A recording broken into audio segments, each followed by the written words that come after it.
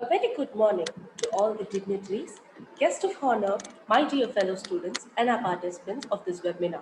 With great joy and immense happiness, I feel privileged to extend my warm welcome to every one of you who are present here for the National Webinar Series on Disasters, jointly organized by National Institute for Disaster Management, NIDM, and Madras School of Social Work, Shift 2, and Pegasus Students Forum. To start off with, I begin with a wonderful saying by Brigham Young.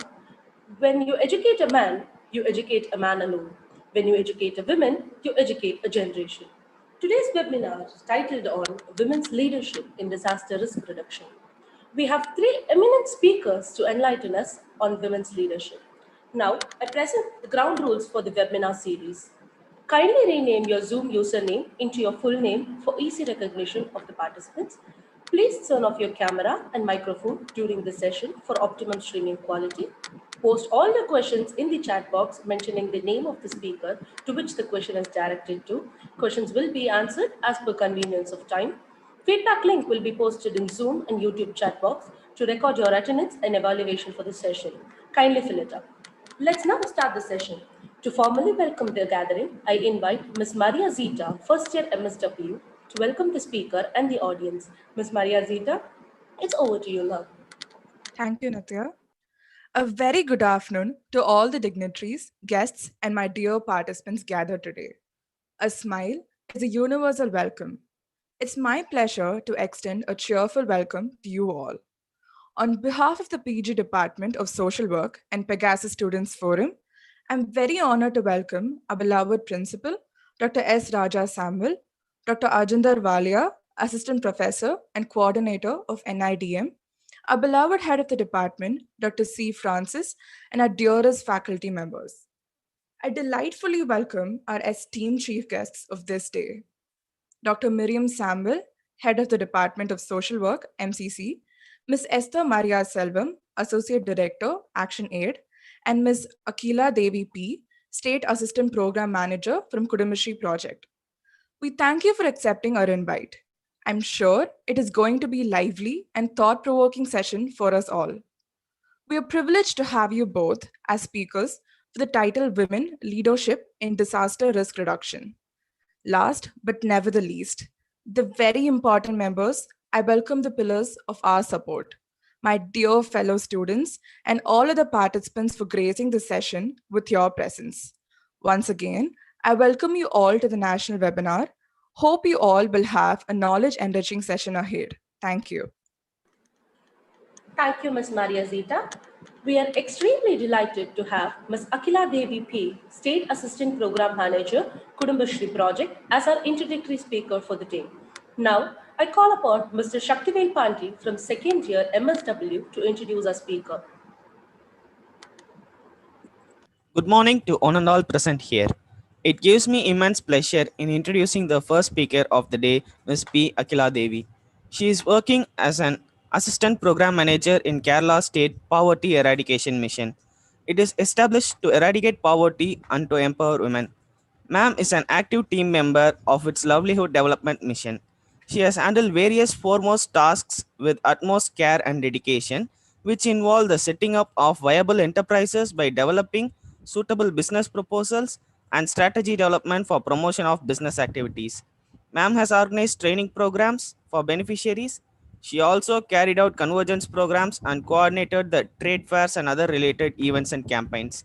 She has established marketing avenues for products and the recruiter of micro enterprise consultants. We are so proud to have amongst us, ma'am. Over to you.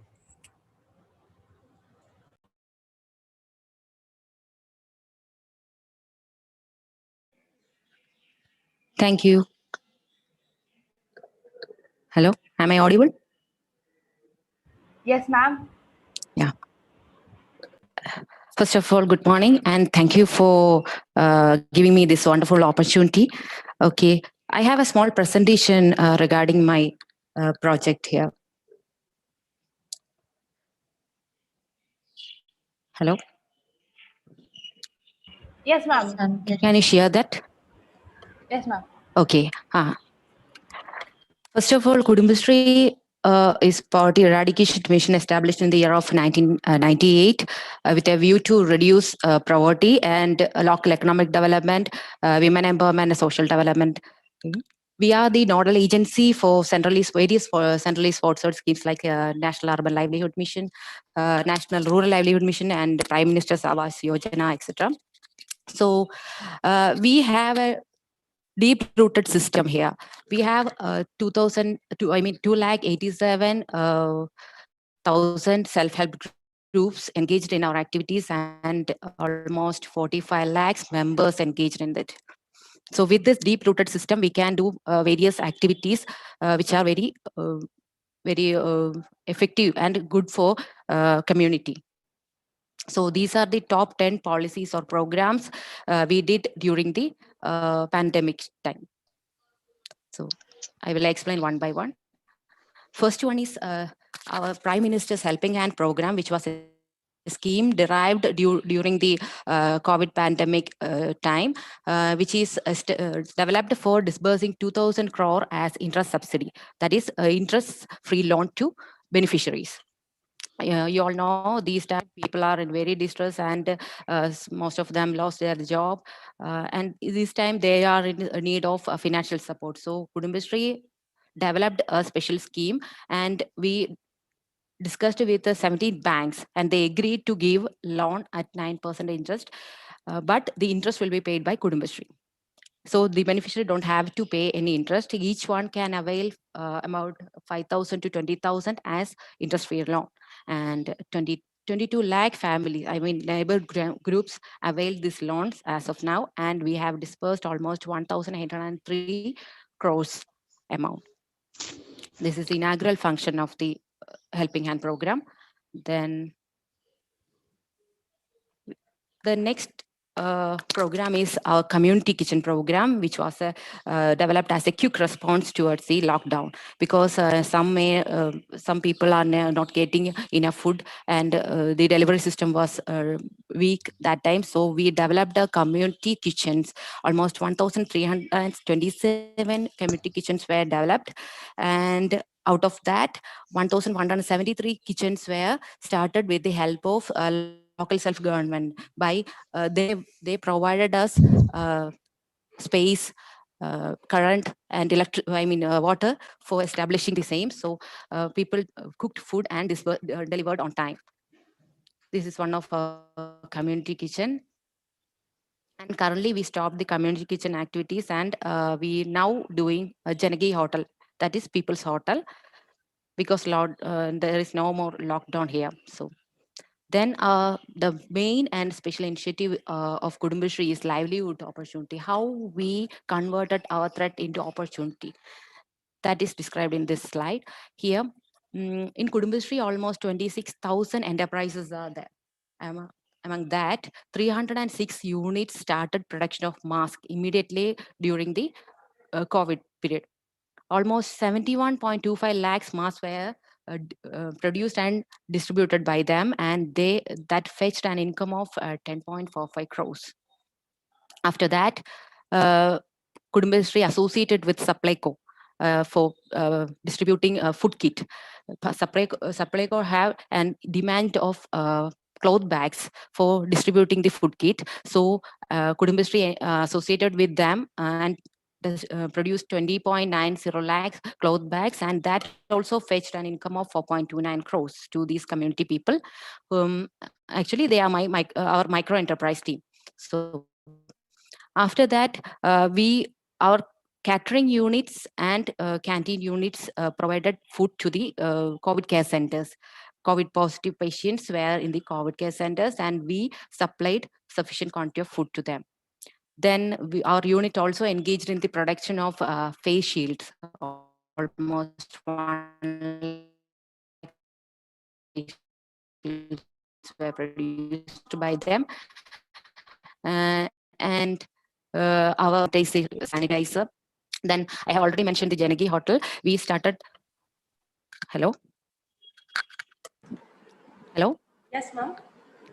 Okay. Then we started Janagi Hotel. Almost 730 Janagi hotels were started as of now. Then we have disinfection teams also. Janagi hotels provide meals at 20 rupees. That's their main attraction. And disinfection teams disinfect various buildings and houses on demand. The teams will get 2 rupees per square feet as their wages. This is one of the tailoring group engaged in the production of cloth mask. Actually, we produce cloth mask and surgical mask, 2-layer, 3-layer pin. Also, designer masks were also produced. Then the another activity which is worth mentioning is strengthening the communication. We provide positive. There are some misleading messages or negative messages during this COVID situation. So in order to avoid that condition, we started our WhatsApp groups. Our community members started WhatsApp groups, and 1.90 lakhs WhatsApp groups were formed during that period, and 22.5 lakhs energy members were joined. And we share daily news post to control the panic situation. So because people are first time facing such a situation, so there is chance for people to become panic. So in order to avoid that, we started disseminating messages, positive messages related to COVID situation. Also, government schemes were also introduced so they can avail financial support or hand-holding support according to their need. So this is one of the message disseminated through our WhatsApp. Our Facebook pages were also active. Then we give our messages through our website also. Then fifth one is how we supported the vulnerable during this time. Almost 1.14 lakhs destitute families were supported by calling periodically. Regularly, we call them and inquire their well-being. If they need any food or any medicine, our resource persons will get it and distribute it. Also 9,000 intellectually disabled children were also supported in this scheme. We conducted video classes, online classes for these intellectually disabled children. And actually, we have bud schools during this period. Bud schools were closed, so these children were supported through online classes.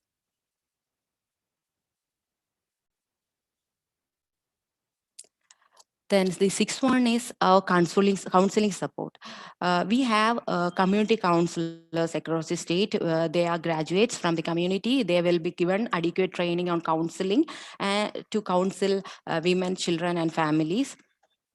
Also, people who are in need of a counseling, they can approach these community counselors. Almost 360 community counselors engaged in our system, and till date 1.15 lakh people were supported through counseling. So counseling centers.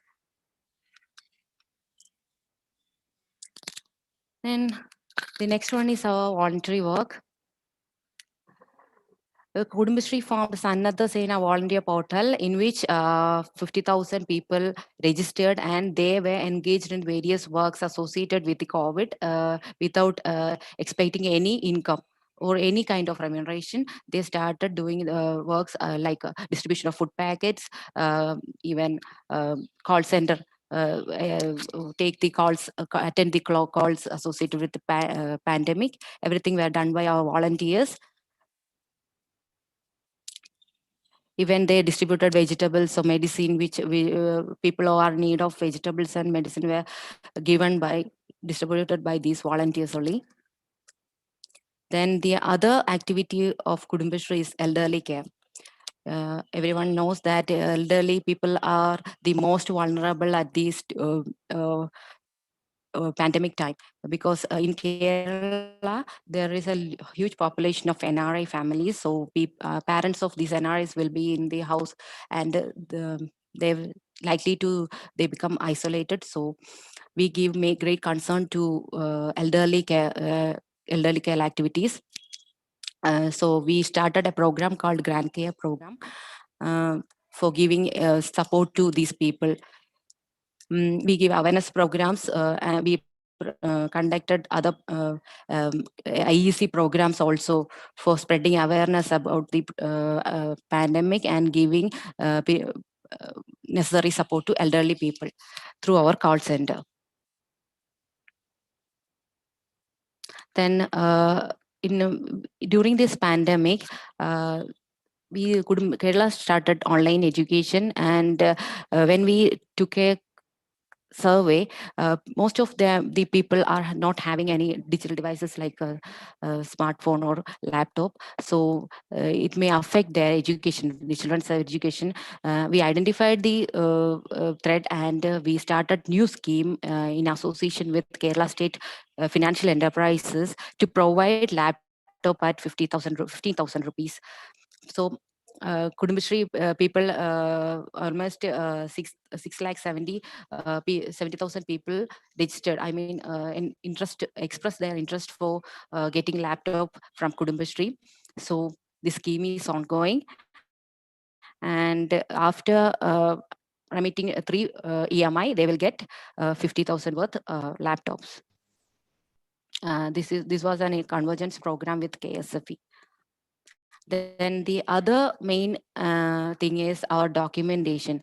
We documented every activities done during this pandemic situation, and we in our website it is available. 600 plus stories were documented and published in a website. Also, 3 books were published during this period to give awareness about our activities and strategies. Also, our policy related to COVID-19. Most of the programs mentioned here are convergence program. Without convergence, we couldn't have achieved this much, because in the case of Janagi Hotel, which was a wonderful project, it happened with the help of LSG, local self government department, because they provided building, electricity, and water free of cost. Supplyco provided food grains at a subsidized rate, and Kerala government gave 10 rupees subsidy per meal. So our Kudumbashree Janagi Hotel can provide food at 20 rupees per meal. These are the main activities done by Kudumbashree during COVID period. So thank you. Thank you, Mom, for giving us such an enlightening speech on Kudumbashree project.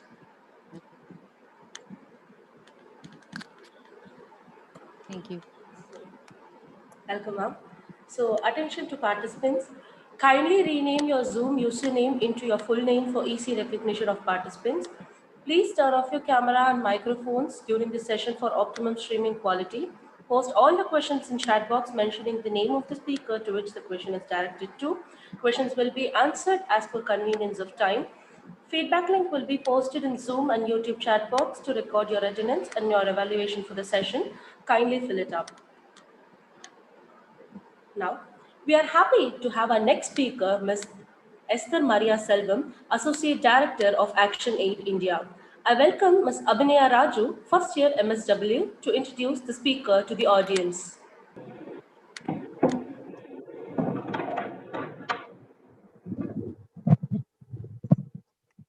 Good morning. I take immense pleasure in introducing the next speaker of the day, Ms. Esther Maria Selvam. Ms. Esther currently serves as the Associate Director of Action Aid India Association. A chemistry graduate who was ardently involved in social service activities in college, she completed her post-graduation in social work from Stella Maris College and MPhil from Loyola College. She is currently pursuing her doctoral studies on vulnerability of young urban women in the relocation cycle. In her 30 years of service, she has been advancing the human rights of various sections of the society, such as marginalized Dalit women, women who work as maritime scavengers, fisherwomen, women with disability, transgender community, and many such vulnerable communities. Some of the remarkable achievements under her leadership and service are the constitution of the Transgender Welfare Board, institutionalization of marginalized women's organization, which focused on several vulnerable groups, promotion of entrepreneurs, an attempt to empower fisherwomen. She, involved in the facilitation of identifying around 2,000 domestic workers, and nearly 900 were enrolled in the Tamil Nadu Domestic Workers Welfare Board through entitlement camps. Land for landless Dalit women, rehabilitation of bonded workers, worked for women with disability, secondment to Action Aid Australia in the capacity of program manager. Ms. Esther has been part of many committees, both government appointed and others, like the Advisory Committee member of Society for the Rights of Women with Disability, Ethical Committee member of the Multi Speciality Hospital and Stanley Hospital in Chennai, Internal Complaints Committee member for Sexual Harassment at Workplace of Bank Bazaar. She has also received several awards, such as the Empowerment of Transgender Award from Tamil Nadu AIDS Initiative Voluntary Health Services, Justice Shivraj V. Patel Award for Service to Humanity from Shivraj V. Patel Foundation, Malala Achiever Award from Society for Rights of Women with All Forms of Disability, and the Lifetime Achievement Award from the Tamil Nadu Differently Able Charitable Trust. Ms. Esther has published several articles and has been recognized by the media as well. I could say a lot more on our first speaker. However, I'm sure we would all love to hear from herself. On that note, I now kindly request Ms. Esther Maria Selvam to take over. Thank you, ma'am. Yeah. Very good morning to everyone. I just would like to start my presentation with a small film which we have actually produced.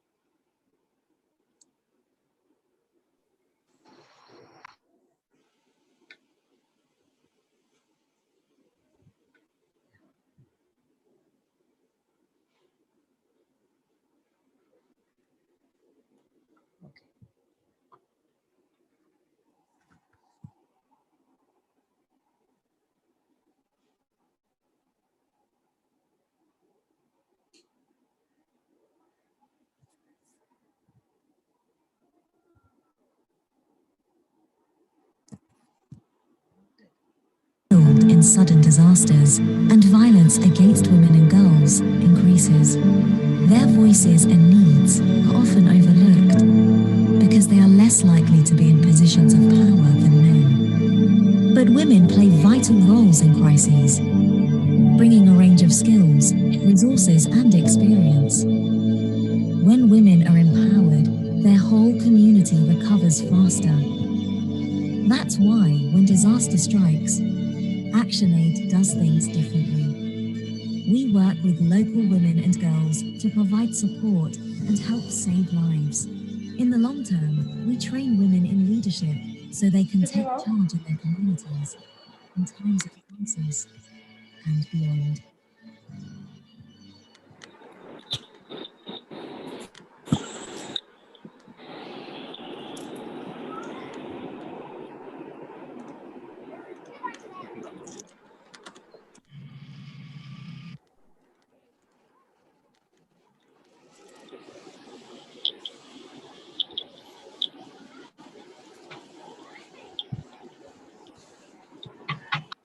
Okay.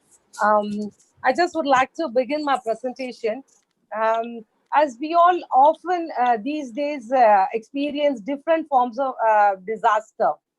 There has been growing number of disasters across the globe, and as we are currently witnessing and experiencing a COVID pandemic, all these disasters are basically due to varied reasons, be it a climate change or conflicts or any kind of man-made emergencies. Often these kind of disasters, they become increasingly complex and protracted, and leaving quite frequently, quite often, many women and children and other vulnerable groups in greater need of humanitarian action.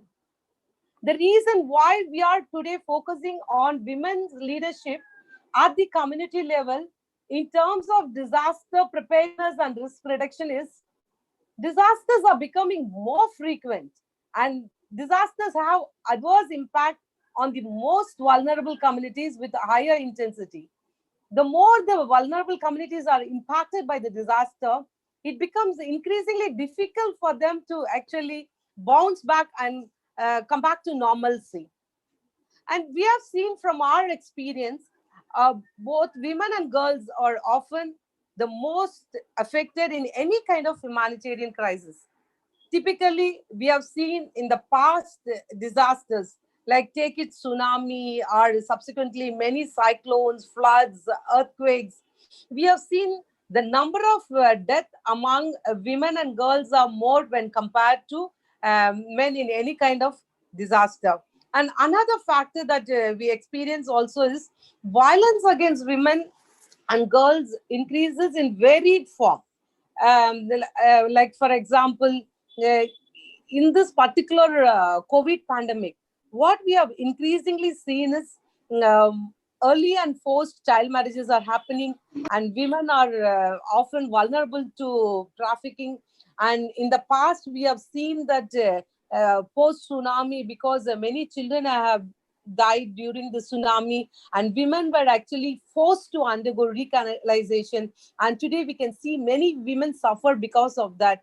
And in any kind of disaster, women face multiple forms of violence, like rape, and they are being abused, and all kinds we see.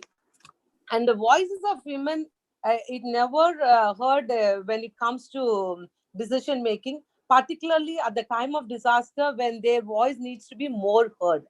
And women are less likely to be in a position of power than men, so their voices are not heard, and they are not in a position to actually take part in the decision making process. The reason why we want to actually get into empowering and building women leadership among the community is, often we see that in any kind of disaster, women are the first responders to respond to the situation.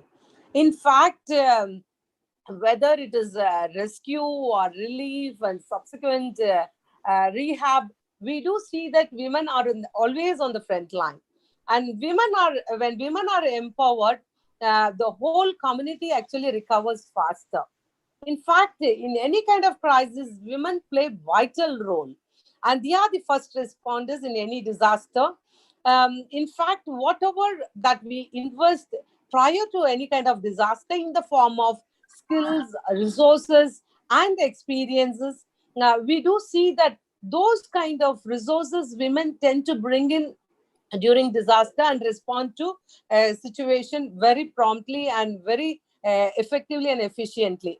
And that's why when disaster strikes, ActionAid, the organization to which I belong to, we do things differently. And we work with local women and girls. We provide support and help to save lives. In the long term, we train women in leadership so that they can take charge in their communities in times of crisis and beyond. um, the reason why we want to engage with the community and build their leadership in any disaster, they are there on the ground. And if we have to actually break the vicious cycle of disempowerment and promote empowerment of women, and I do see that any kind of disaster is an opportunity for us to shift the unequal power that prevails in our society. And it is also provides for us an opportunity to promote gender equality.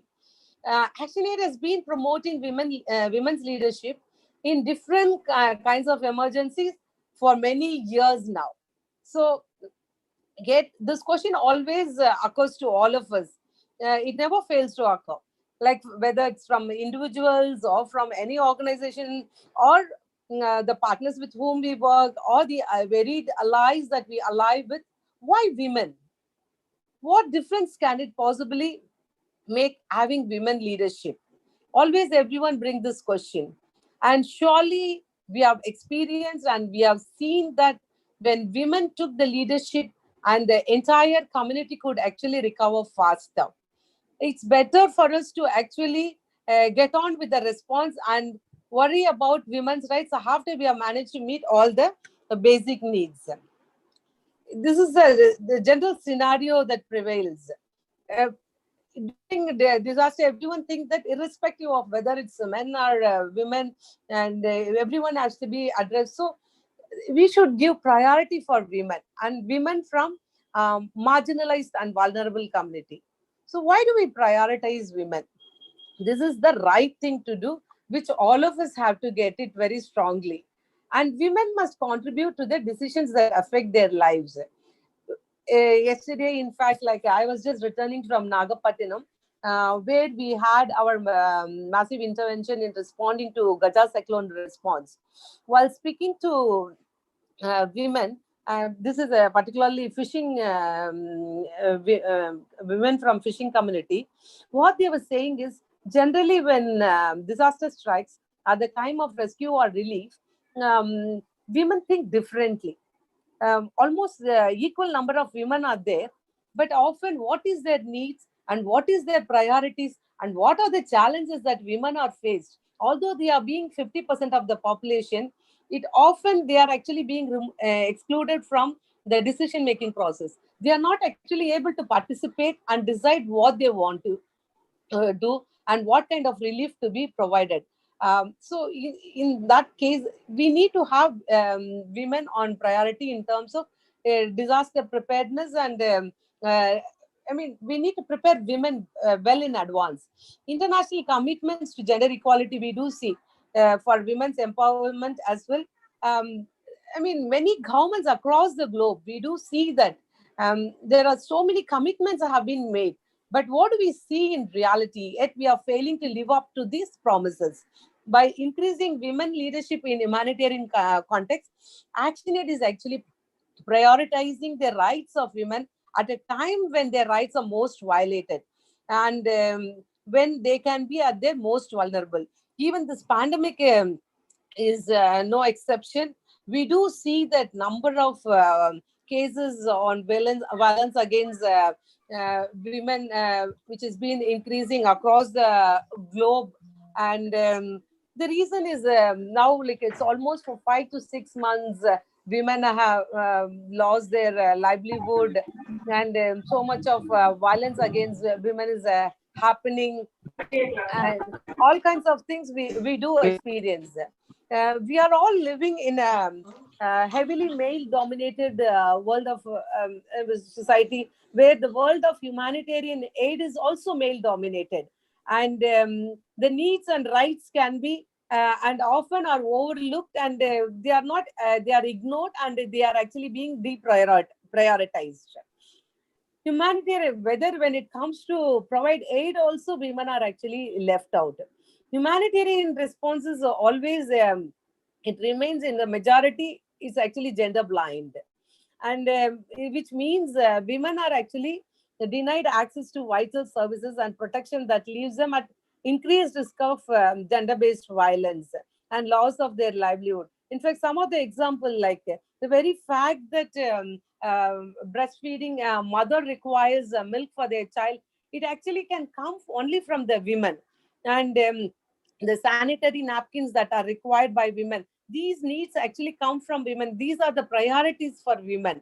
And in fact, like my recent experience from Kerala in the year 2018, when Kerala was affected by flood, what we have seen, the Kerala government has done an amazing work of providing camps for people. But there, what we have seen as a challenge is, in the camps, it was like in many camps that we have visited, many men were only there, and for two in one camp, particular one camp, for 2000 population, there were only two toilets, and it was for both men and women.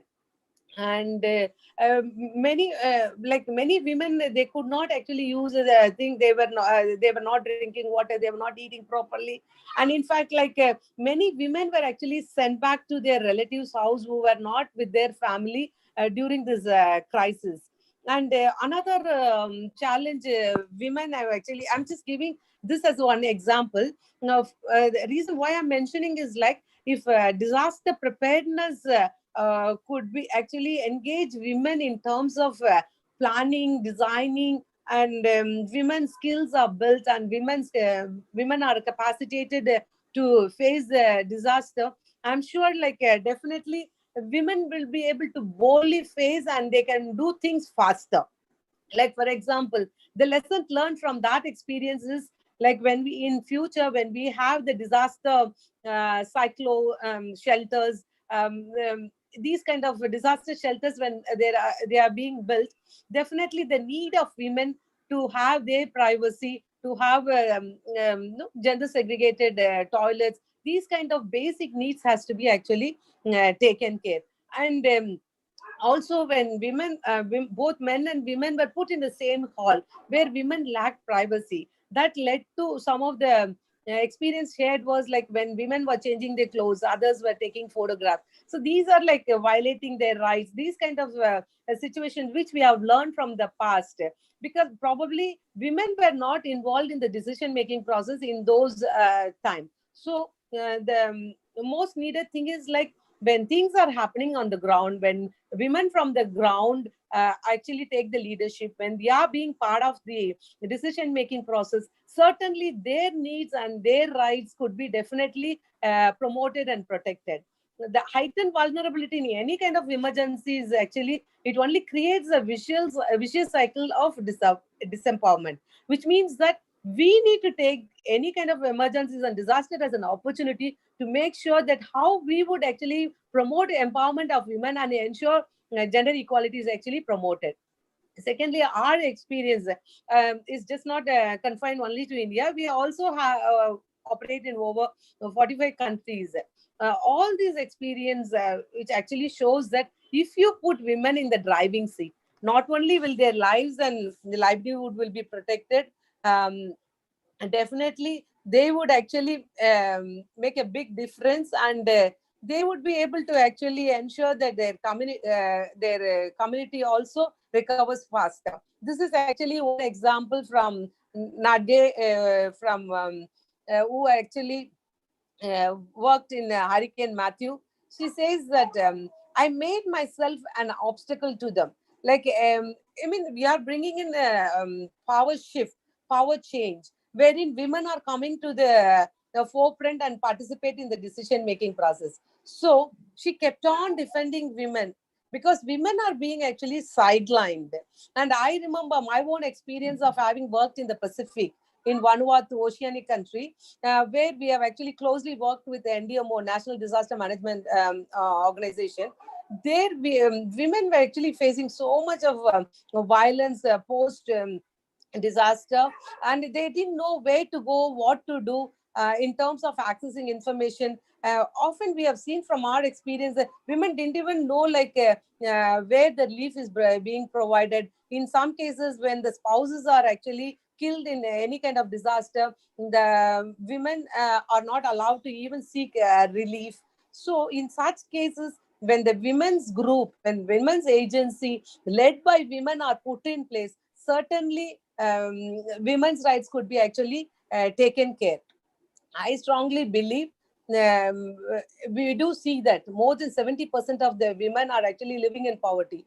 If we have to eradicate poverty, definitely these kind of aspects have to be addressed. Like, for example, violence against women. If we don't eradicate violence against women, poverty cannot be eradicated. And all these disasters actually increases violence against women. So if we are women are in the forefront, if they take leadership role, they are actually operate through the agency, definitely these changes could be brought in.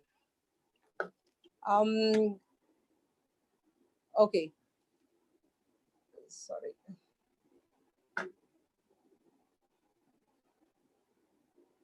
1 minute.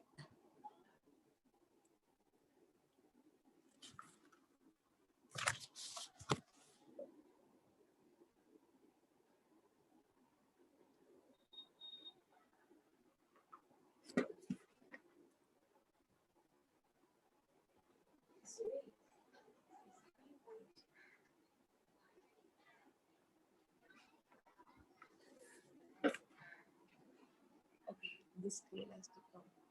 No, not this.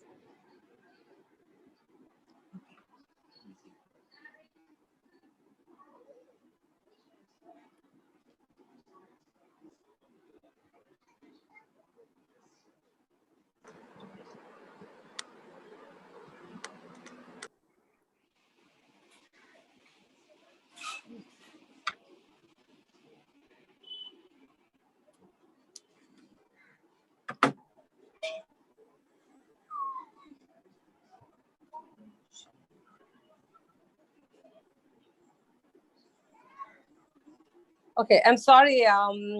There was something happened. How is that? How is ActionAid is actually different in terms of facilitating this women leadership? Basically, we focus on the most marginalized groups of women, recognizing that disaster do not affect everyone equally, and therefore it is very vital to remember also that everyone cannot actually relief cannot be provided to everyone equally. We need to actually keep in mind it has to be equitable and not equal. What we have seen in Chennai flood, in fact, like all the people were actually affected, but if we have to really see through our intersectionality feminist lens, we could see that single women from the marginalized community, women with disability, they are the ones who are actually worst affected. So those kind of women's leadership is actually facilitated. Definitely their needs will be taken care, and we support women from the affected communities who aren't yet organized through formal networks to identify and drive their own priorities. Often we see that the priority for marginalized sections are something different. They don't have a strong agency for themselves through which they can actually take up their issues like their priority. We actually support women to lead their own protection in humanitarian crisis. As I've already pointed out, here also I have the recommendation that because from our experience we see that violence against women actually increases. One suggestion strongly which even NIDM could take it up is like we have this one-stop crisis center. This one-stop crisis center could be exclusively focused on these kind of disaster, and we can actually exclusive one-stop crisis center could be set up to address issues pertaining to women, especially post disaster, for which women could be trained prior to this. In fact, like for example, Vada cyclone, Gaja cyclone, give women, children, especially girl children, who actually go through so much of trauma. And prior to any kind of disaster, if they are actually trained in psychosocial counseling and given to provide counseling for different forms of violence, that would certainly protect the rights of the women during and post a disaster. Like for example, we do have this in different countries. We have a space like where women can come, they can speak about their problem, their issues. They can also know about their rights and know about where relief and things like that being provided. Um, Also, um, the reason why women should be there, their needs are vulnerable that are very specific to women and girls in emergencies, that should not be overlooked. Like sometimes we provide women only safe spaces. Like when women experience disaster, when the infrastructure, everything is so much damaged, their houses are affected, uh, we need to provide some kind of a safer space for women. For all this, if women can be actually provided training prior to any kind of disaster, this would actually certainly take care of to respond to the disaster very quickly. And what we have seen is like because through this women leadership and this exclusive space for women, they have actually gained new skills, and they have started recognizing their own potential, and it keeps passing to the other women also. In these kind of safer space, we also found that women and girls, they receive emotional support which actually they need the most when they go through these kind of horrors they experience through the very disaster. And they can also access medical reference. The fact that why I proposed for this one-stop crisis center exclusively for disaster is like when women face violence uh, during disaster and post-disaster, if these kind of services could be actually made available for women, they could immediately access those kind of thereby women's right could be actually protected. Also, like we actually work towards strengthening the collectives of women. We rather than focusing on a individual, so that the more they are together, then they can be actually stronger, and that collective power also will actually provide them the space for negotiating, and that will also help them to get the resources and be part of the decision making process.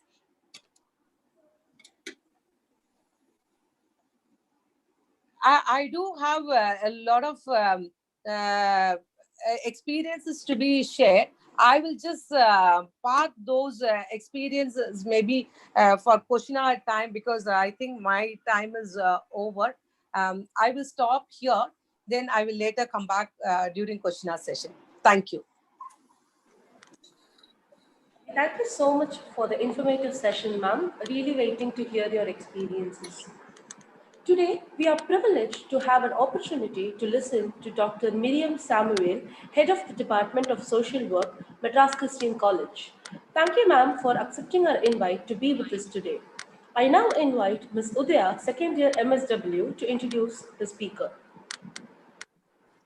Thank you. It is my greatest honor in introducing our next speaker, Dr. Miriam Samuel, a medical and psychiatric social worker. Ma'am is currently the head of the Department of Social Work at Madras Christian College. She was a consultant and a resource person and a trainer in gender, women's empowerment, mental health, and research. She held the position of Dean of Humanities in MCC. She also held the post of intake counselor at TTK Hospital. She has been highly involved in developing a curriculum that is gender sensitive with human rights perspective and integrated social work practice. She has organized multiple health training programs for different groups. Ma'am has co authored and presented various papers and published multiple articles at state, national, and international levels, including a paper on Is Transgender My Neighbor? And a group leader on Can Christian Institutions Promote Sexual Minority Issues in the Curricula, and a co chair for a national consultation on sexuality and faith, a faith based perspective consultation organized by the Center for the Church and Global AIDS USA and Council for AIDS Research and Education Foundation India at Asha Nivas, Chennai. She's also presented a paper on mainstreaming gender issues into social work and chaired a panel on case studies in the workshop on women and social work in Asia, organized by the United Board for Christian Higher Education in Asia and co-hosted by Fujian Nan Women's College and College of Sociology and History, Fujian Normal University in People's Republic of China. She also participated and presented a paper as a co author on culture, gender, and violence, challenging the connections at a 2010 Joint World Conference on Social Work and Social Development, the agenda held in Hong Kong, China. Ma'am has delivered numerous keynote addresses and was invited as resource person for many events. Some of the key events include as a key resource person an address on leadership in making, a social focus, a two-day leadership summit in 2005 for student leaders organized by St. John's Public School. She was a chairperson for a seminar on inclusion and social justice education organized by MCC in collaboration with Rajiv Gandhi National Institute of Youth Development. She was a member in the discussion workshop on development of gender equity inquiry tool as a part of Church of South India Seva initiated gender equality enabling timetable program. She was a resource person for peace education, social and gender perspectives at a workshop on importance of peace education for contemporary times organized by the Center for Peace Studies MCC in collaboration with United Board for Christian Higher Education in Asia. She also presented the inaugural address at the International Conference on Well-being of Children, Youth and Adults, a global social work perspective organized by Bishop Heber College, Trichy. Ma'am has also held notable positions in various organizations. Some of her recent contributions include as expert member in the core committee on Adolescent Resource Center project of Rajiv Gandhi National Institute of Youth Development, and also the member of the reconstituted Board of Studies in Social Work, Madras University of Madras. Ma'am, it is my greatest pleasure in asking you to take on the virtual dais and enlighten us on the topic women leadership in organizations during disaster risk management. Please, ma'am. Yeah, thank you so much. Good afternoon to all the participants here. Let me first thank both Madras School of Social Work and NIDM for inviting me to speak this afternoon. And it definitely is a privilege to be here. And I was also very happy to be listening to both Miss Akila and Miss Esther in the first two sessions. And both the sessions were excellent, and I learned a lot by listening to them. And I do hope all the participants here also have benefited a lot from these two sessions. I think I should congratulate NIDM and Madras School of Social Work for the very key topic that they've selected at this point of time. When we are faced with a lot of disasters, and understanding that gender and women have a large role to play in any disaster at any point of time. And I think Ms. Esther has quite elaborately highlighted that part of it and what happens in a disaster. What I will be presenting to you would be more on how do we look at women leadership and the importance of women leadership at an organizational level, and understanding the importance of it in the background of certain international agenda that is there, and how India as a country, because when NIDM is also here, it's a national government body, and I think India as a country has to respond to this call of looking at women leadership at organizational level, whether it is at government or any other organization that works in the field of disaster. So that would be the crux of my presentation, and I will do the screen sharing now. Just bear with me for a minute as I put the screen up for you all to see. I know we are in the virtual world, and it's so difficult for us as teachers who are so used to seeing faces to just see initials here. But I sure we've benefited a lot from all these webinars, and learning a lot from all these webinars also. So over to my screen that I'm sharing right now. Yes. Okay. So if you look at my screen, I just bring you warm greetings from my own institution, the Madras Christian College, and I'm so very happy to be here with you all. And as I told you, my session is given to me by the organizers was on women leadership at the organization level in disaster risk reduction. But I would have also been very happy to look at more from a gender perspective, because we need to understand that it is important for us to have women leadership at the organization level. But very often we have seen that when women leave private spheres and enter into public spheres, sometimes they take on the qualities of patriarchy along with them, and therefore we don't find much of a difference in their leadership and their contribution towards gender empowerment or bringing about changes in the lives of women. And we also need to understand that at the organization level, we also have men in leadership positions, and therefore I think having this kind of a gender perspective in leadership is very, very important for us. At the same time, understanding that we really need to include more women at organization level when we're talking of disaster risk reduction. I'm sure there are members from NIDM also on this session today, and I really do not know how many women leaders we have at the government bodies that look at disaster risk reduction, or at even non-governmental. Of course, non-governmental organizations have more women because of other various gender factors that also play a role in these areas. So looking at women leadership is what my session will be on. Now, understanding the background of this is very important, and that is what Esther has already highlighted to us, where we understood that disasters affect women and girls in very different ways when compared to how men are affected, because of all these structural inequalities and vulnerabilities that are there. She also mentioned the intersectional aspect of gender, and how women coming from certain vulnerable situations like single-headed households, women with disability, or even caste-based differences make certain women's groups more vulnerable when compared to other women who have more access to resources.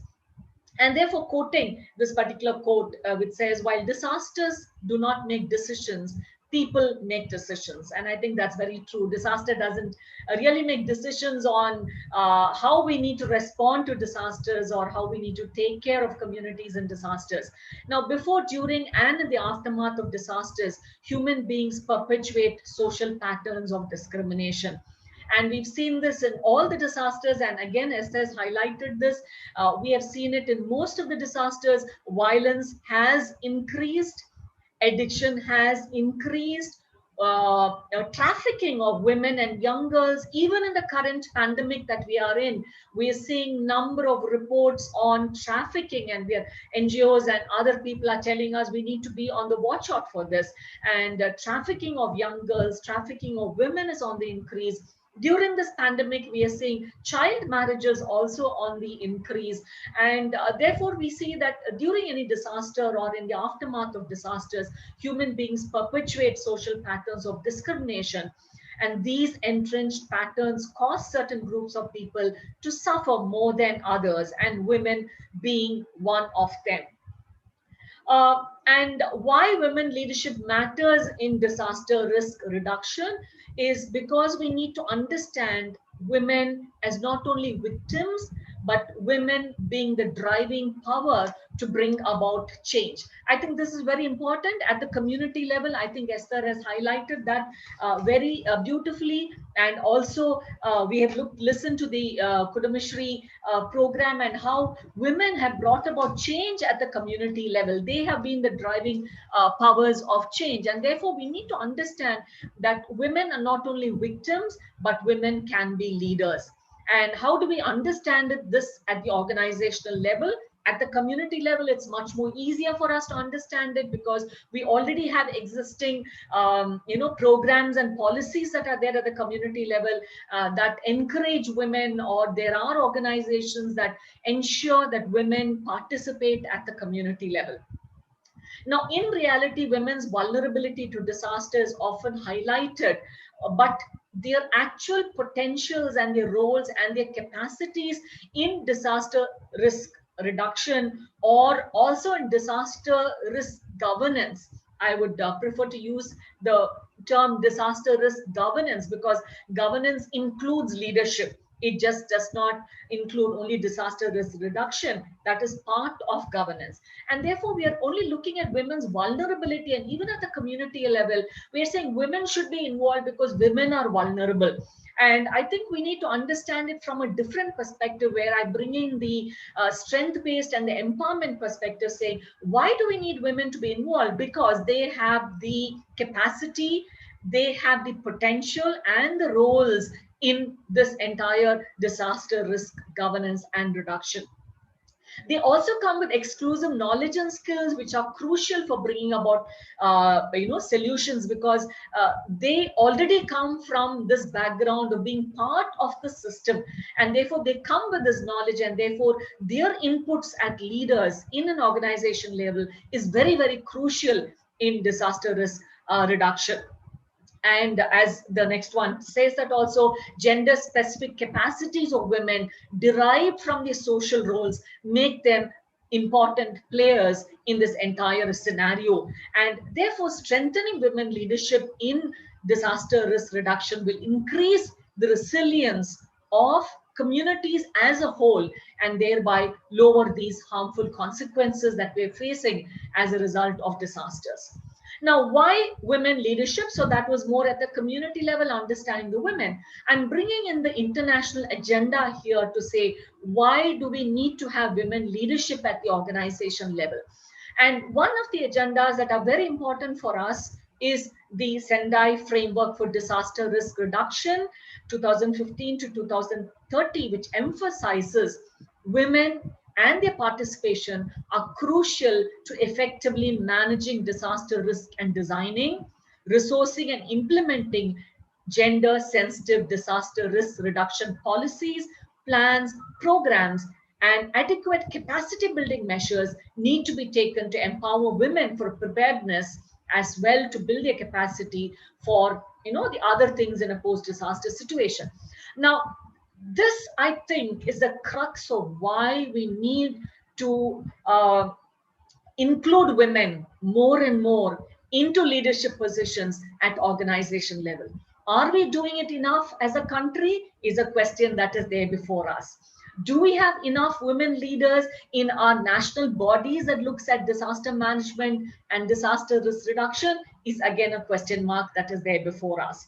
Okay, so this is an important area that we really need to understand that. And the reason why I have brought in this particular framework is because India is a signatory to the Sendai framework, and therefore there is no escaping from it. And we really need to ensure that women leadership is there at organizational levels, whether it is at the governmental level or non-governmental level. We need to ensure that women leadership is there, and we need to understand that women leadership matters at organizational levels. Now, just very briefly, the Sendai framework has about 7 targets that we need to achieve by 2030. It says, what are the reductions? So 4 of the targets are reduction, 3 of the targets are increase. So reducing global disaster mortality, we listened to the earlier presentation, and you have also seen many documents that are there which say that when a disaster strikes, the mortality rates for women is much higher than the mortality rates for men. And the first target talks about reducing global disaster mortality. How are we going to do it if we do not have women leadership? Because only women leadership can look at this and say, why is it happening and how do we need to address it? Reduce the number of affected people globally. Again, we know that there is a gender imbalance when compared to men and women, girls and boys, in terms of the people who are affected globally. Like I told you earlier, trafficking. More women and young girls are trafficked. Violence, more women and young girls are violated against and abused against in the aftermath of a disaster. And therefore, it is important for us to understand that we need leadership in order to achieve these targets of the Sendai framework. Reduce direct economic loss in relation to the GDP. Again, when it comes to economic loss, again, women are affected because we know, as per the SDGs, when we talk of poverty, that 3/4 of the poor in the world are women. And therefore, in the disaster, it is women who are affected to a very large extent. And in our Indian communities, we know that women-headed households are on the increase. Reduce disaster damage to infrastructure and other services. Again, whenever there is a damage to infrastructure and services, women are affected to a very large extent, whether it is food and access to food, and access to medical care, access for schools for children. You look at any of these services and infrastructure, houses, when houses are affected, women are the ones who are adversely affected. When they have to live in camps, we know women are affected to a very large extent. And we know a lot of the disaster mitigation work and disaster management work are male dominated in nature. And this can be broken only when women leadership is brought into the organizational level. What does the Sendai framework talk about? Targets that have to be substantially increased. It talks about increasing the number of countries with national and local disaster risk reduction strategies. So India, being a signatory to it, has to look at this very seriously.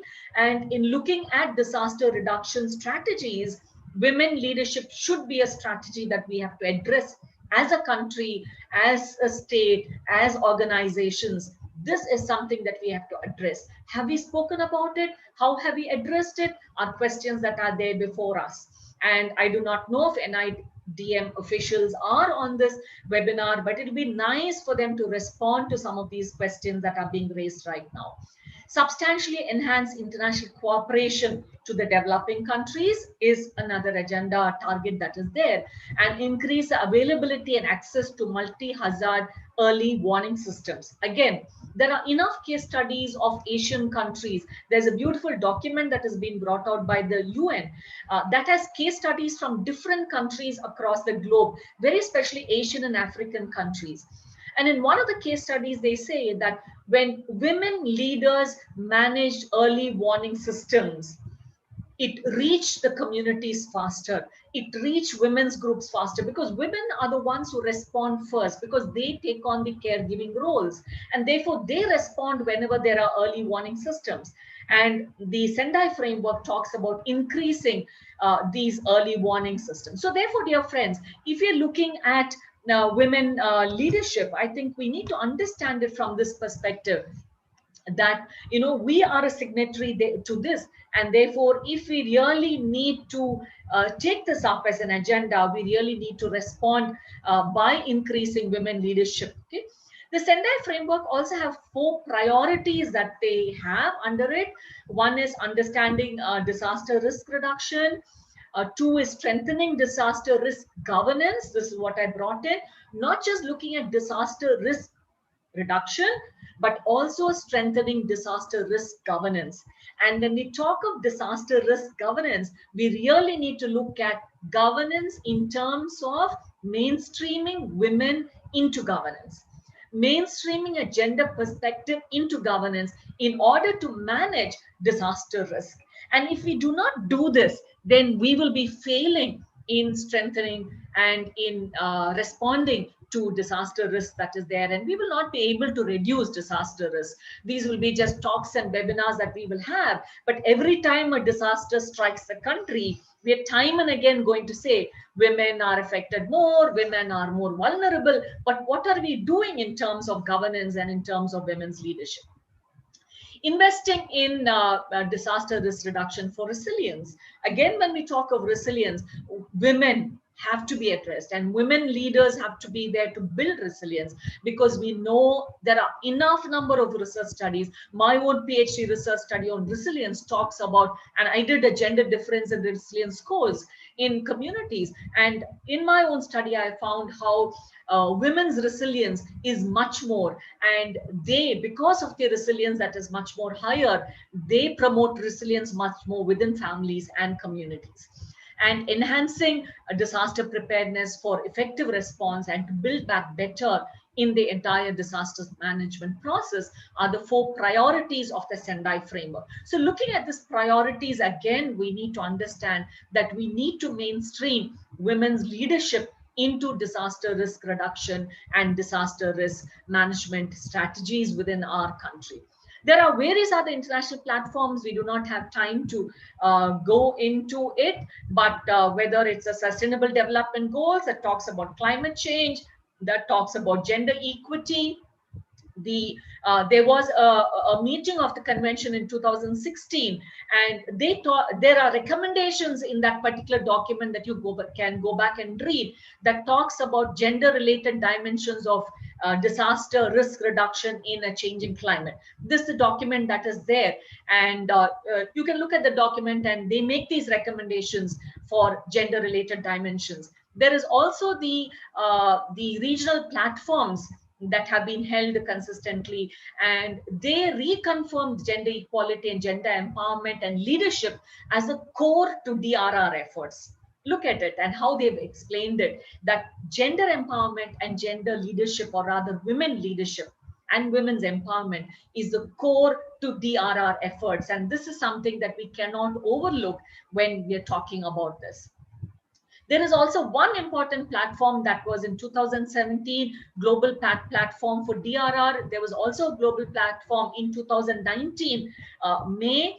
And in addition to the 4 priorities of the Sendai framework, they give additional priorities also. And one of the priorities they talk about is gender sensitive and inclusive disaster risk reduction. And if we have to prioritize that, then women leadership in governance should be an important strategy that we need to take consciously as a country and as organizations at the national level, at the political level. I think there's no point talking of women leadership in organizations if we do not have a political will. When I say political will, I mean the state being involved, the state being involved in promoting women leadership in governance, and therefore even at organizational levels being involved in promoting women leadership in governance. So these are the additional priorities that the global platform talks about, and in order to achieve these priorities, I think it is important for us to mainstream women leadership into these areas. Now, disaster risk governance is the need of the hour today, with the umpteen number of disasters that have been striking us time and again.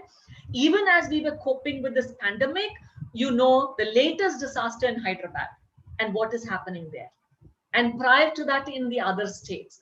And even as we're dealing with the pandemic, which has been termed as a disaster, there are other national level disasters that are striking us every other month. Hyderabad being the last with the flooding. Now, it is in this crucial juncture, it is in this kind of a crucial nature of climate change and disaster that we as a country are in. We're talking about the need for disaster risk governance in order to enhance risk reduction, in order to enhance resilience through participatory decision making. How can there be participatory decision making if women leadership in governance is not there? When organizations don't have women leaders in decision making capacities, not as program officers and going to the community and getting women's groups to be brought together and ensuring that community participation is taking place. I'm talking about women leadership in governance, in decision making.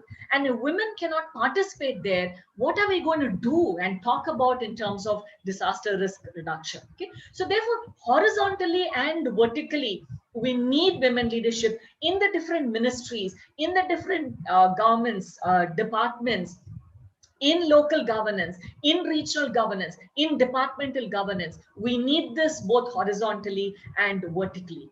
We need to align with broader governance concepts which deals with political realities. That's why I said the state has to be involved in it. There has to be political will for women's leadership in governance, in disaster risk reduction.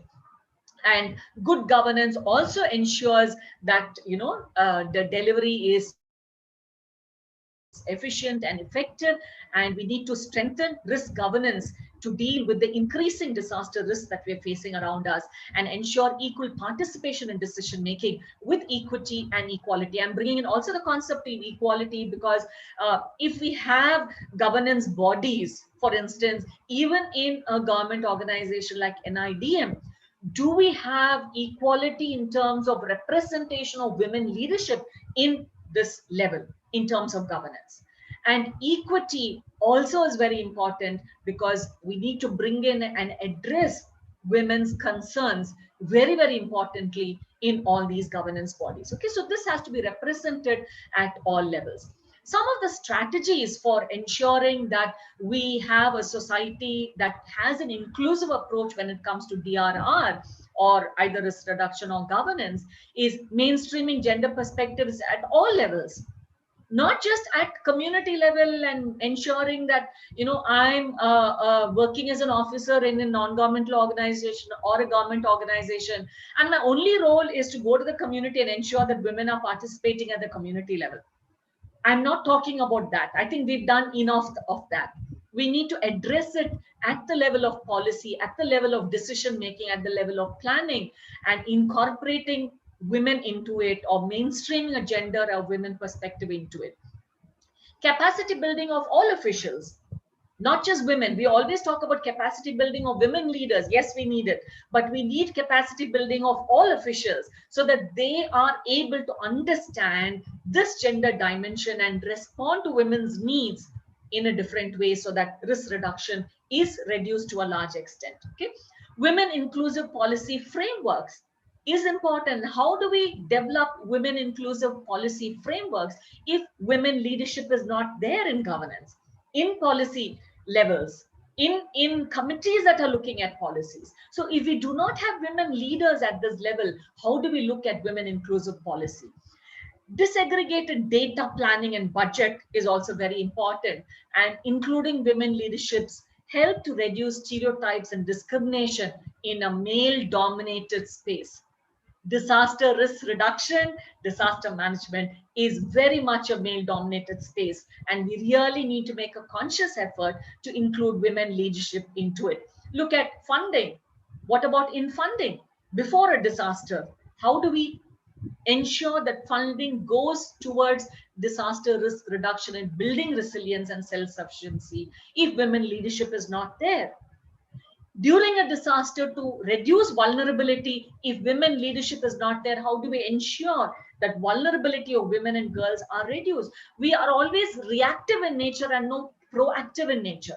Unless there's women leadership there, we will not be proactive. We are only reacting. After a disaster is over, after about 2 months of the disaster, we suddenly wake up and say women are being trafficked. We suddenly wake up and say girls are dropping out of schools. We suddenly wake up and say girls are getting married early. Why can't we be proactive? And if we have to be proactive, we need to have women leadership. Funding afterwards to build capacities within the community, and funding for gender-based research to inform policy and planning. Unless we do evidence-based research to inform policy and planning, we will not be able to build on women leadership in governance. So these are areas that we really need to look at when we talk of funding, very especially funding bodies that are there need to address these issues. Other strategies like partnership and collaborations with multiple stakeholders is very important and crucial. And women are an asset in this area because women by nature are networkers because of our roles within the society. And therefore, when we go into governance and leadership positions, we become basically people who can work in partnerships, in collaborations, and in networks. And therefore, we need to strengthen women leadership. Utilizing women's skills and leadership for resilience building. As I told you earlier, women are more resilient in nature, and therefore having more women leadership in organizations can lead to resilience building and thereby reducing risk reduction. Capacity building that I already spoke to you about, positioning women as key advisors. I think this is very crucial. We need to break from this whole concept, the stereotype of women only being more emotional in nature and not rational, and, break from these male dominated stereotypes that are there within our Indian society and ensure that women are placed as key advisors in development policies and programs. And these women who are placed there, we need to ensure capacity building takes place, because very often I've seen from my own experience that when women move into the public sphere, they take on the male dominated values of a patriarchal society.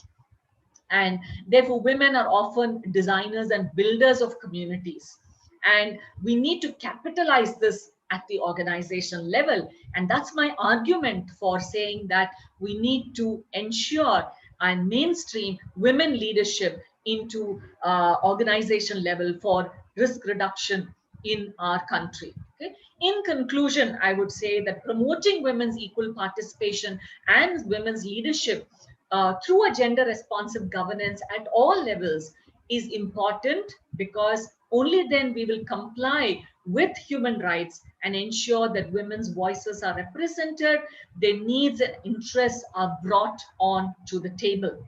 Okay? And a leading role of women is to be a key enabler within this entire dialogue of disaster risk reduction and governance, for so that some of these agendas that are presented before you will be a success, and we as a country will be able to achieve some of these agendas that are there on the table before us. This was in 2019 when they had the global platform, and where the social representative from the UN, Ms. Mami, talks about and says the global platform is an opportunity for us to come together to accelerate our efforts in implementing the Sendai framework.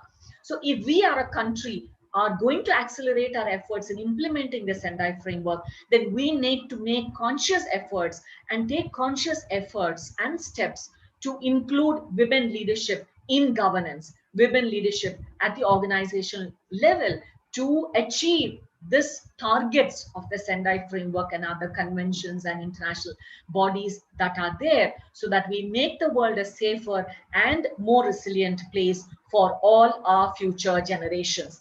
So let us challenge the common image of women as victims and look at women as change makers. Look at women with managerial capacities and skills in the area of governance and leadership.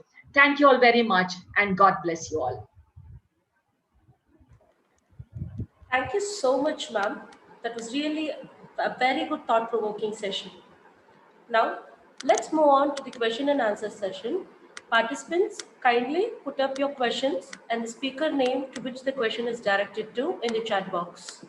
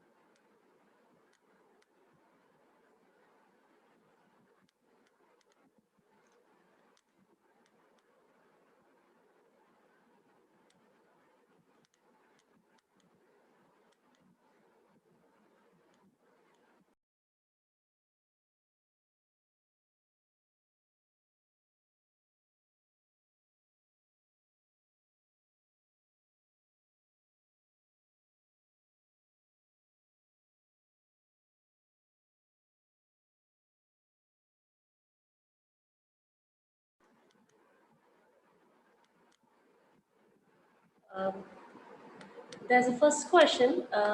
It is from Nandini CK. It is open to all speakers because she did not mention the speaker name. How can we improve women's life skills and leadership skills to act during disasters? I think Esther should answer this question. Esther?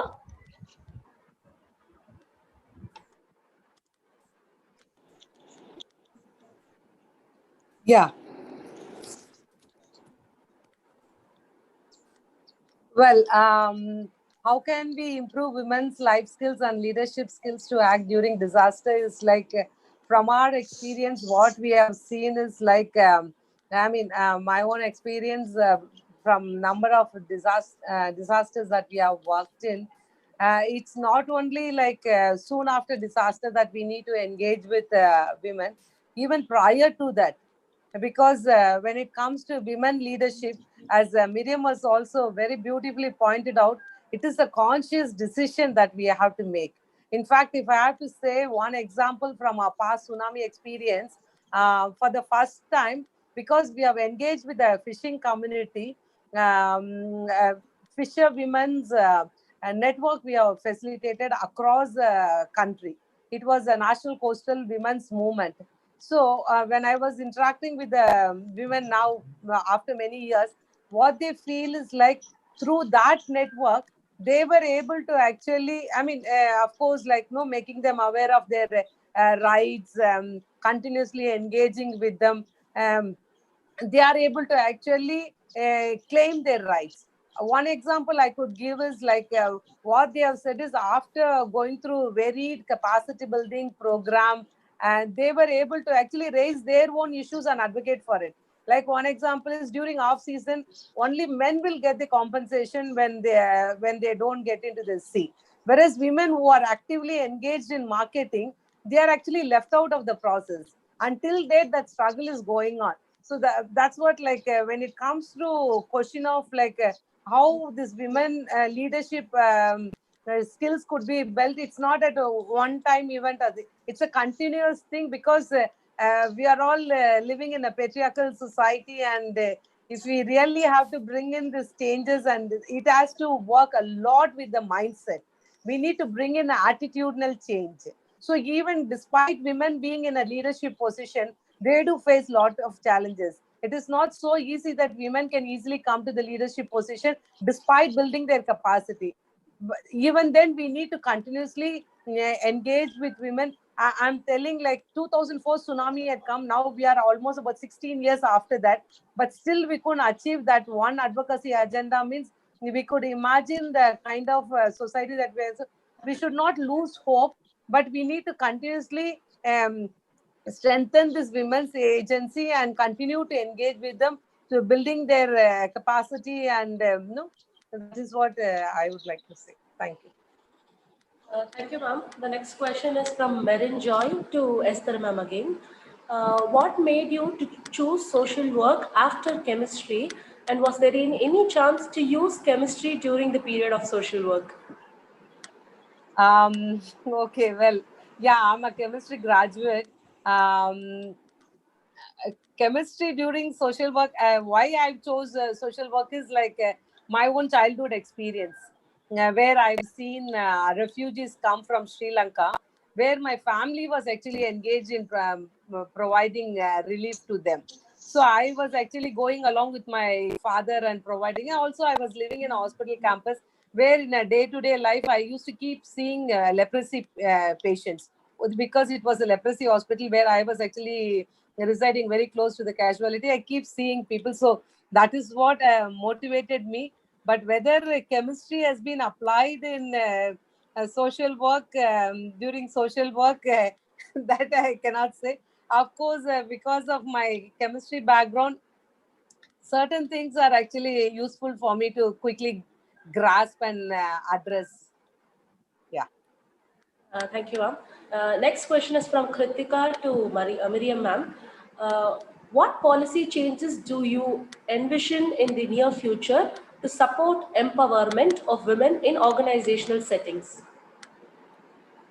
I'm not sure of what policies will come up in the future, but I would like to say that we do have a lot of policy changes that have taken place over the last few years. And the only thing that I can talk about, Esther was talking about tsunami in 2004. So when the tsunami struck, we were not, we did not understand that it affected women very differently. And we were all together at that point of time. All the schools of social work were together, and Action Aid was actively involved at that point of time. And it was at that time that a lot of policy changes came about in terms of women-headed households, relief for women-headed households, understanding that women-headed households are also impacted in disasters, and it is not enough to give it only to the man as the head of the household. And policy changes with regard to housing, and how housing should be registered dually in the name of the man and the woman, and the man has no right to sell it, because the women needs this house. And so a lot of these changes have come about, and even now we know there is a lot of, we have the women's empowerment policy in our country. So we do have enough policies that are there and a lot of discussions that are going on. But I think where we are failing is in ensuring that more and more women come into these leadership positions. So that there is a glass ceiling when it comes to gender, and that we know that women are there in up to a particular level, and after that it's very difficult for them to move ahead because of the glass ceiling that is there. So I think this is what we need to break and ensure that more and more women are getting into higher levels of decision making and governance, so that these policies can be implemented much better. That is what I would say in terms of the policies that are already existing there. And also relooking at the policies is important. But when we relook again, who's going to be part of the agenda? Is it going to be again a very patriarchal relooking at it, a male dominated committees that look at it without bringing in the gender perspective and mainstreaming a gender perspective into it? See, that is a danger that we have before us. So when we look at all these and disasters, like I told you earlier, we're so reactive to everything that is happening. Why? Why are we not proactive in terms of our policies and implementations? Thank you, ma'am. The next question is from Radha MN. We all understand and realize that women should be an integral part of DRR, but when governments themselves are providing opportunities for women just as a symbolic gesture, And this is a fact both in rural and urban scenarios. We are very much aware of Sajka and fatigue reality. So, how do we bring this attitudinal change both in government and NGO sectors to make women's voice and participation a reality? Um, okay, I can just give you an example from our own experience. It's again goes with the coastal community with whom we work, with the fishing community. In the fishing community, we have a traditional fishing panchayat. So it is actually that fishing panchayat is only male dominated, where women actually don't have any role to play. But our continuous engagement with the fishing women during disaster, after disaster, post disaster, what we do see nowadays is like the panchayat actually they actually have trust in the women now. In fact, they feel that women are in much more in a better position to like decide, plan, and no, and direct. In fact, so when it comes to planning, designing, and even providing relief or post disaster rehab, now they engage women to actually be part of that process. So I think when proactively women are brought to the forefront and given an opportunity, and when they are able to show the others that they are actually able to do well, I'm sure in that manner, like we would be able to actually bring in the change in the attitudes of the panchayats, which we have actually seen from our experience. So, and continuously we need to what to say, like no, work with the state, or I mean engage with the state also in connecting the ground reality to the state. Like for example, if we have to look into the COVID situation, actually it has been continually carrying out researches simultaneously to have evidence based recommendations to the government. Like for example, to NHRC, in the recent past we have actually carried out two research studies. One is actually around 11,500 samples we have had, in another one 16,500. So based, it was conducted across the country, and with that we have actually built in the evidence. Based on the evidence, we have given the recommendations to the NHRC, and the NHRC has actually sent to different state government as an advisory.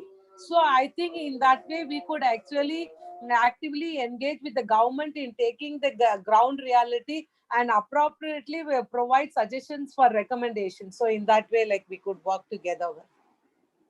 Yeah, and just to add to what Esther has said, that yes, we do know right now there's a symbolic gesture of saying, okay, so much percentage of women should be there, and we're trying to, but let's not stop. Let's go on, because I think we need to use these opportunities. And like she said even earlier, attitudinal changes will take time, but it is a ripple effect. Like she said, they started so many years back, but today they see the change. So it is a ripple effect. So let us not give up hope, and let us ensure that women leadership is brought into governance.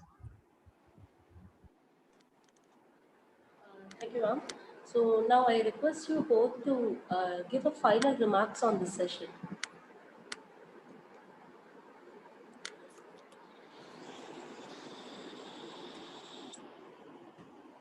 Okay, well, I think it was a really a wonderful webinar that's being organized today.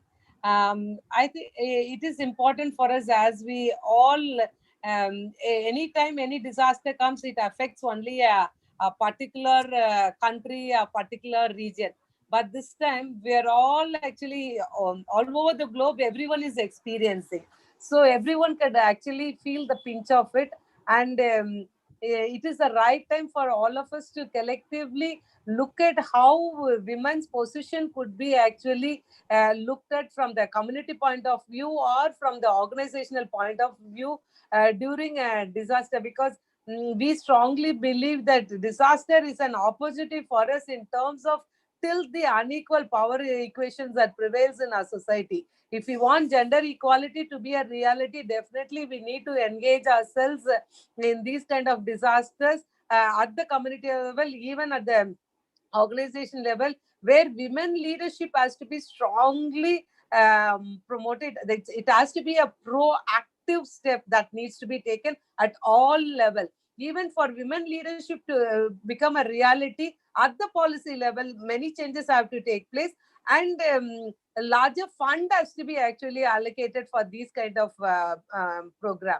And as I have actually during my presentation also, one recommendation that I have given to to the government, that which NIDM can strongly take up, is this one-stop crisis center, exclusively in the humanitarian context, which could be thought about. Because any disaster like poses lot of challenges for women. Women face lot of violence during this disaster, post-disaster. So to address that exclusively, this could be actually brought in.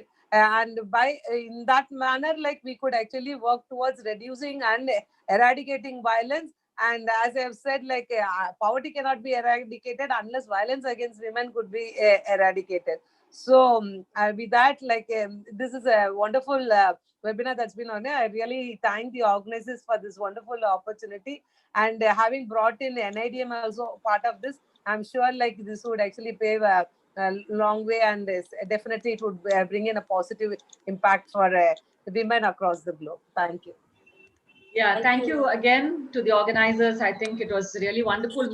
I was very happy to share the platform with Esther, who is a very good friend of mine, and we share a lot of things in common, right from where we studied to where we did doing our PhD, our research guides, and more than anything else, our gender values.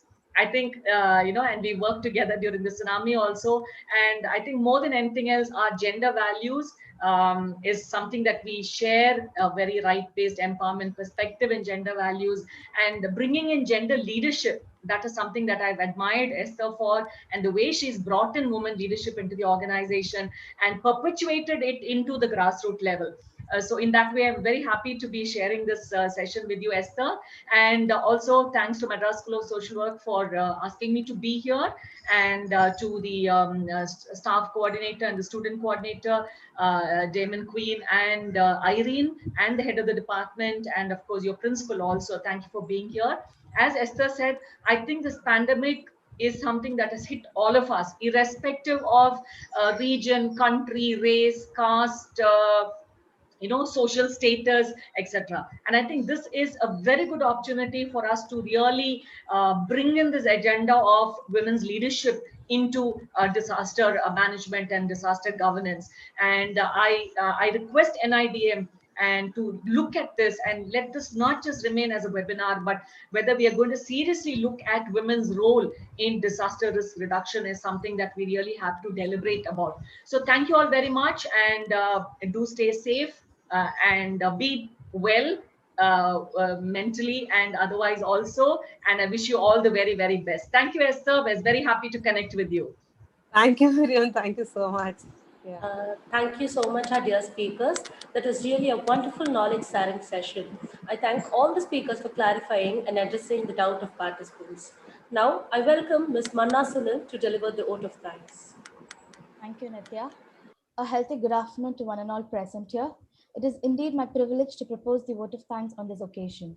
On behalf of PG Department of Social Work Shift to Madras School of Social Work, we extend our hearty gratitude to our distinguished speakers, Dr. Miriam Samuel, Ms. Esther Maria Selvam, and Ms. Akila Devi P, for accepting our invitation despite their busy schedule and sharing their thoughts, thus making this webinar interesting and insightful.